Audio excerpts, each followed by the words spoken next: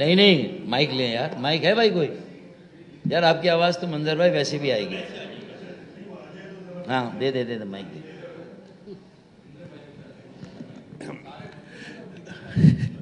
جی doctor صاحب, بہت خوشی ہوئی آپ نے 20واں یا 21ویں دفعہ شیڈو بجٹ پیش کیا.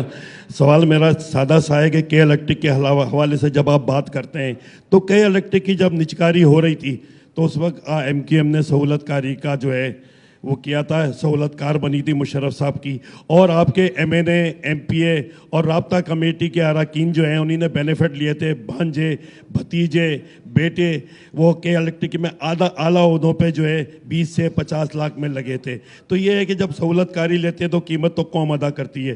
دوسرا یہ ہے کہ بانی کے دور میں ہم دوسرے درجے کے شہری تھے, انہی کے دور میں ہم تیسرے درجے کے شہری ہو گئے, اور جب بانی ہٹ گئے تو اس وقت ہم چوتھے درجے کے شہری ہیں. فوٹ پانڈا پڑھے لکھے لوگ چلا رہے ہیں, بائکیا چلا رہے ہیں, کسی طرح اردو اسپیکنگ جو ہے کہیں نظر ہی نہیں آ رہا. تو آپ بیٹھ کر جو ہے دوسرے درجے پہ لے کے آئیں, جس کو آپ نے جہاں چھوڑا تھا سرکاری ملازمت سے ہم غائب ہو چکے ہیں. سنجیدگی سے سوچیں کہ قوم کو آپ نے 40 برس میں کہاں لا کے چھوڑا ہے. پہلی بات تو یہ کہ آپ یہ یقین رکھیں کہ کے ای کی نجکاری کے وقت وہ پہلی نجکاری ہے وہ اور پی ٹی سی ایل کی جس میں اس وقت کی جو مزدور یونینیں تھی جتنی بھی, ان سب کو بورڈ پر لے کر ہم نے اس نجکاری کو سپورٹ کیا تھا. کنڈیشنل, ہم کبھی غیر مشروط نجکاری کی حمایت نہیں کرتے جب تک کہ تمام اسٹیک ہولڈرز ان کی مشاورت شامل نہ ہو. ہم اس کے بغیر گولڈن ہینڈ شیک ایسا دیا تھا ان کو جو میرے خیال میں اس کے بعد جتنے بھی یہ اسٹیل مل کا آج حال دیکھ لیں, نہ نجکاری نہ پچکاری, مطلب یہ کہ اس کا جو حال ہے پچکاری ہے. جو لیکیج تنخواہ دے رہے ہیں, 1 ٹن اسٹیل بھی وہاں پر پروسیس نہیں, اور آج یہ حالت ہے. اور لوگوں کی نظر اس کی زمینوں پر ہے کہ ہاؤسنگ اسکیم جو ہے اس پہ کس طرح بنے گی. تو ہمارا وہ زمانہ اس کو آپ کمپیئر نہ کریں. اس وقت پہلے درجے کی نجکاری ہوتی تھی جب تک ہماری ویجیلنس اور ہماری شمولیت تھی. ہاں اب ہماری حیثیت یہ ہو گئی ہے. تو آپ نے جو بات کی عذرائے مذاق, اس کا میں جواب دوں گا. میں آپ کو پنڈی کا ٹکٹ دلا دیتا ہوں جہاز کا.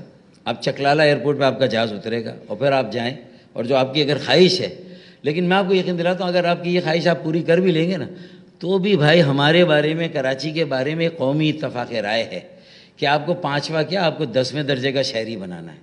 اب کراچی والوں کو سوچنا ہے کہ تجربے کرنے ہیں مختلف جماعتوں کو الیکشن میں الیکٹ کرا کے, یا کم از کم ان کی اپنی ایک جماعت ہے انڈیجنس, ہوم گرون, گھر کی بنی ہوئی, گھر کا پلا ہوا بکرا ہے, اسی کے ساتھ آگے اسی کی نشو نما کرنی ہے, یا مطلب اسی طرح کوئی میاں والی کا ہے, کوئی لاہور کا لیڈر ہے, اور کوئی لاڑکانہ کا نواب شاہ کا لیڈر ہے, انہی کو اپنے سر پہ بٹھانا ہے. یہ کراچی والوں کو فیصلہ کرنا ہے. آج میں نے آپ کے ذریعے سے ان سے بھی سوال کر لیا, اگر وہ ایک بار فیصلہ کر لیں, ایم کیو ایم کے اندر جو خرابی اور بگاڑ تھی اس کی گارنٹی میں, خالد بھائی, ہم سب آپ کو دیتے ہیں. انشاءاللہ تعالیٰ آپ کو ہم نوجوانوں کی ایک بہترین قیادت اگلے الیکشن میں دیں گے.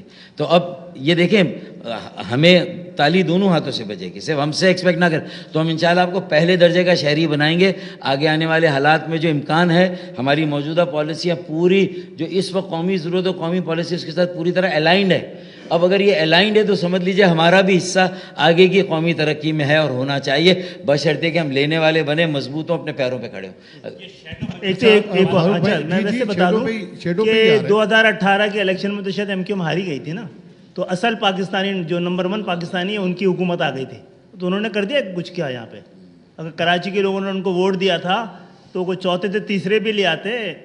انہوں نے کچھ ایک چھوٹی سی کھڑکی بھی بنا کے دی ہے.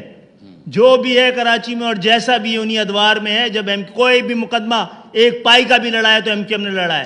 اور اس کے علاوہ 2 بار بلدیاتی الیکشن میں ایم کیو ایم نے خیرات کی میئرشپ دی ہے دوسروں کو. کر دیں, ہمیں سیاسی میدان میں لا کر ہرا دیں نا, فارغ کر دیں. مطالبوں سے تھوڑی ہوگا کہ بجٹ کی بات ہو رہی ہے اور یہ والی بات اٹھائی جا رہی ہے.